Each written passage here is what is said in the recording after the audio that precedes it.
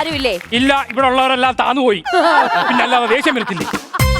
ഇത്രയും വലിയൊരു ഗുണ്ടയുടെ സുന്ദരിയായ ഭാര്യയും ഇവിടെ നിൽക്കുമ്പോൾ എങ്ങനെ മുഖത്ത് നോക്കി ചോദിക്കാൻ തോന്നി ഇവിടെ ആരുമില്ല എന്ന്?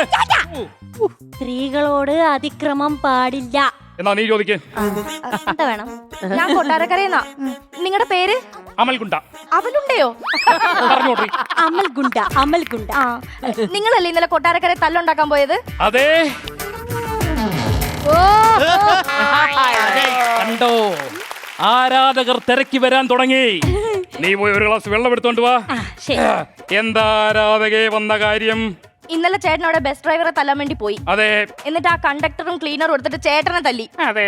അത് കഴിഞ്ഞ് ഇറങ്ങി വന്നപ്പോ ഒന്നും ചെയ്യാത്ത പാവം എന്റെ ഭർത്താവ് ഉണ്ണിയേട്ടനെ നിങ്ങളെ തല്ലി. ഏയ്!